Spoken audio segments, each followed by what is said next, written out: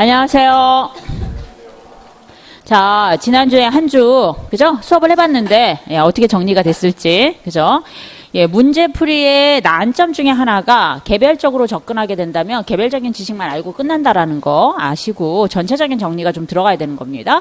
그래서 전체적인 풀 픽처에서 어디에 해당되는가라고 하는 것을 찾아 나가도록 하는 방식으로 정리를 해 나가셔야 돼요. 그렇죠?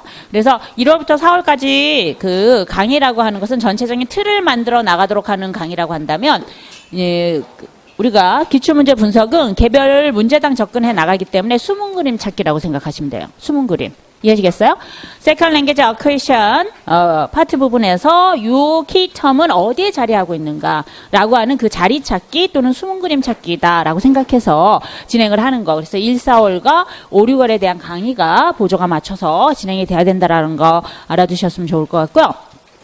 물론 우리가 지난 시간에 3개년 정도밖에 안 했기 때문에 그 플로우를 찾기는 좀 어려워요. 하지만 그나마 3개년 안에서도 어떤 토픽들이 어떻게 출제됐는가라고 하는 것을 좀 정리해보자라고 말씀을 드렸죠? 정리 다 해보셨어요? 네, 제가 뭐 해드릴 줄 알고 그냥 오신 분도 있죠? 네, 그러시면 안 돼요. 정리 한번 해봐야 돼요. 자기 손으로 하는 것과 안 하는 것은 굉장히 커요. 자, 밥 짓는 법이라고 하는 것을 내내 머릿속으로 들어. 그리고 암기했어. 와, 한 번 시행착오를 겪으면서 해보는 건 굉장히 큰 차이예요. 이해하시겠죠? 그래서 사소하지만 우리 손으로 우리 머리로 직접 해봐야 되는 것이 그죠? 한 번에 저희가 그 임용시험을 합격할 수 있는 그죠? 그 어떤 전략보다도 최고의 전략이 될 수 있다라고 생각하시고 진행하셨으면 좋겠습니다. 그래서 기출문제 기반으로 본 2020년 준등 임용 토픽 분석이라고 해서 아마 한 장짜리가 나갔을 거예요. 그쵸? 네. 정리만 해놓은 거예요, 제가. 그쵸? 그래서 토픽별로 그 19년부터서 저희가 진행한 17년까지의 어떠한 세부적인 서브 토픽들이 출제가 됐는가 정도를 저희가 살펴볼 수가 있습니다.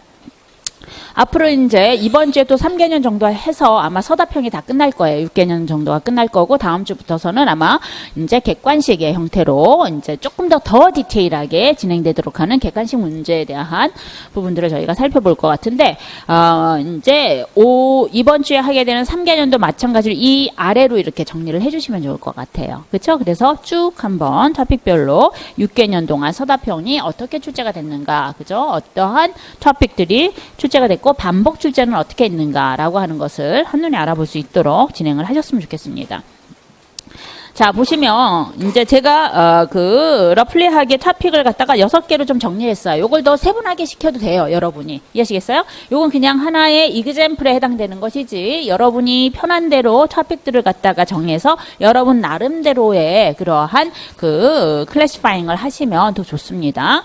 자, 보시면 Second Language Acquisition 에 대한 부분들 17년부터 19년까지 그죠? 서브토픽의 형태들이 또는 이제 키텀들이 골고루 출제가 매년 되더라라는 얘기야. 그치? 그렇다라고 한다면 2020년도에도 세컨 랭귀지 어큐션에서 키텀 하나 정도는 출제될 수 있다 없다? 있다. 그러면 이 토픽은 2020년도에도 나오는 것이기 때문에 개괄적인 정리가 필요하다, 필요 없다, 필요하다라고 보는 거예요. 이해하시겠죠? 그 다음에 이제 러너 베리어블은 2019년도에 출제됐는데 사실은 이 러너 베리어블은 아직 3개년 정도밖에 안 했기 때문에 그런 거고 이 러너 베리어블에는 그죠? 러닝 스타일뿐만 아니라 스트래티지도 다 들어가요. 그렇죠? 그렇기 때문에 3년에 한 번 정도는 출제가 될 수가 있어요. 그죠? 예, 스트래티지라고 하는 부분들이 다 들어가기 때문에 그렇게 진행이 되고요. 그 다음에 클래스 컨텍스트가 조금 범주가 많아요. 티칭 메소드, 그죠? 예, 실라부스, 컴퓨터 통한 언어 학습, 머티리얼 어널리시스, 클래스룸 매니지먼트. 딱히 토픽 하나로 규정 짓기에는 사실, 그죠? 예, 돌아가면서 출제되는 경향이 있기 때문에 그러한 교실 수업에서 일어나는 여러 가지의 고려 사항들은 이제 클래스 컨텍스트로 딱 묶어놨습니다. 그죠? 그래서 17년, 18년에 이제 실라부스와 그 다음에 이제 교사의 역할과 머티리얼 어댑테이션이 있는데요. 이제 여러분이 올해 3개년, 그러니까 이번 주에 3개년 걸 또 보시면 아시겠지만, 머티리얼 어댑테이션은 계속 반복 출제가 돼요. 이해하시겠어요? 그래서 제가 생각하기엔 2020년도에는 반드시 출제가 됩니다. Material Adaptation은요. 그래서 두 개의 교과서를 비교하든 Material Adaptation은요. Material만 비교하는 것이 아니라 텍스트북만 비교하는 것이 아니라 코스 이발루에이션도 이 안에 들어간다라고 보시면 되겠어요. 하나의 코스워크를 끝나고 난 다음에 그 코스워크에 대한 반응이 어땠는지 그래서 다음번에 코스워크를 이제 계획을 하고자 했을 때 어떠한 부분을 고려하고 이제 어떠한 부분들은 조금 더 강화를 시켜야 될 것인지 뭐 이러한 부분들까지 다 포함이 된다라고 보시면 되겠습니다. 그래서 그러면 Material Adaptation하고 그 Coursework Evaluation 같은 경우에는 어떻게 우리가 준비를 해야 됩니까? 따로 무슨 어떤 원서를 보거나 자료를 봐서 준비하는 게 아니라 이것은 단순 서술형이에요. 주어진 문제 안에서 디렉션과 그 데이터만 가지고 답안을 갖다가 정리해서 써 나가도록 하는 문제란 말이야.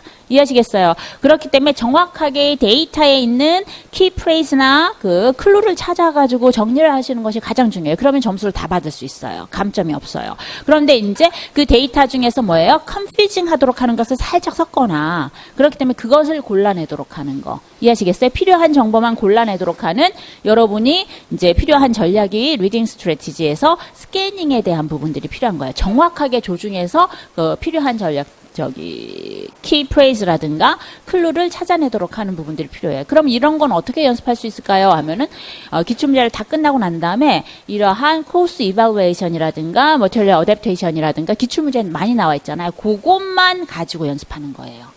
그것만 가지고 디렉션 보고 데이터 보고 해서 답안으로 연결하고 그 정도만 하면 충분히 2020년도에 나오는 코스 이발루에이션이라든가 머티리얼 어댑테이션은 감점 하나도 없이 정답을 받을 수가 있겠더라라고 하는 것입니다. 이해하시겠어요? 그래서 그러한 부분들을 기출문제를 풀어가면서 요런 토픽은 어떻게 준비하면 좋겠지? 2020년도에 주요 토픽들은 물론 전체를 다 공부를 하긴 해야 되지만 그래도 우리가 유심히 봐야 되는 토픽은 어떤 것들이 있지? 라고 하는 것을 한 번 정도 정리하고 7, 8월로 넘어가는 거예요. 그래서 7, 8월에 이제 본인들이 이제 그 상반기에 대한 부분들은 이제 그 교육론이라든가 영학도 마찬가지고 정리를 했을 때 조금 메인 포커스를 둘 부분들, 그죠? 그래서 topic priority라고 저는 얘기를 하는데 그러한 부분들을 갖다가 찾아서 7, 8월에 조금 더 안정된 정리를 해 나가도록 하는 목적이다라고 보시면 될 것 같습니다. 좋습니다. 그 다음에 클래스룸 매니지먼트 등등등이 이제 이렇게 주어질 수 있고요. 그 다음에 4스킬이요. 예. reading, speaking, writing, 그죠? 또는 이제 listening 부분에서는 딕토글로 마이크로폰을 새로운 주자로 교체했습니다. 네. 좋습니다. 그래서 이제 4스킬 보면은 이제 reading, speaking, writing이 이제 출제가 된 상황들을 저희가 볼 수 있는데 listening도 이제 나머지 3개년 정도나 그다음에 이제 객관식을 보면 이제 출제가 좀 돼요. 그죠? 그래서 listening 중에서는 이제 그 listening task의 형태를 문법 지도와 같이 결합하는 걸로 딕토글로스가 그죠? 예, 출제가 많이 됩니다. 그래서 그러한 부분들도 찾아서 저희가 조금 정리를 할 필요가 있고요. 4스킬이라고 하는 것은 19년도에 이제 골고루 나왔지만 이 4스킬이라고 하는 것은 교실 수업에서 뺄 수 없는 주요 토픽이기 때문에 어쨌든 간에 주요 활동이라든가 전략이라든가 이런 것은 정리를 해야 돼요. 그 해 나오든 나오지 않든 간에. 이해하시겠습니까? 네. 좋습니다. 그 다음에 이제 다섯 번째가 vocabulary, grammar, pronunciation. 그래서 18년, 17년 보면 돌아가면서 출제가 되는데 하나 눈에 뜨는 것은 grammar는 계속 출제가 되는 거예요. 이해하시겠어요? 2019년만 나오지 않았어요. 그리고 이제 풀어보시면 16년, 15년에도 계속 등장해요. grammar teaching. 그럼 2020년도에는 grammar teaching이 나올까 나오지 않을까? 나올 가능성이 높아요. 그러면 grammar에 대한 부분들을 전체적으로 조금 정리를 해야 돼. 이렇게 따져보면은 정리 안 할 토픽이 없네요. 이렇게 하지만 그래도 포션에 대한 부분들이 유독 이 토픽만은 꼭 정리를 해야 돼 라고 하는 것들이 이제 오는 거예요. 매년 출제되는 것은 2020년도 예외가 되지 않는다. 그만큼 지금 커런트 어프로치에서 또는 이제 커런트 클래스룸에서 중요하게 바라보고 있는 영역이다 라고 보시면 되겠습니다. 그 다음에 여섯 번째 토픽이 이제 어세스먼트죠. 지금 구성주의에 들어와서는 그 교수학습과 평가를 이분화시키지 않아요. 이해하시겠어요? 이것은 한 몸이다 라고 보는 겁니다. 그래서 교수학습과 평가를 같이 끌고 나가는 거예요. 그 대표적인 형태의 평가가 클래스룸 테스팅으로 매 차시마다 있는 형성평가가 그 양상을 그대로 반영하고 있다라고 보시면 되겠습니다. 이해하시겠어요? 자, 어세스먼트 봐봐. 17, 18, 19, 16, 15에도 계속. 그러면 2020년도에는 출제가 될까 안 될까? 당연히 되지. 그럼 세 항목을 봐야 돼. 19년도에 이제 스코링 메소드예요. 그렇죠? 그래서 18년도까지 계속 출제됐는데 스코링 메소드가 출제가 안 됐어. 근데 이것도 스코링 메소드도 굉장히 중요하거든요. 클래스룸 테스트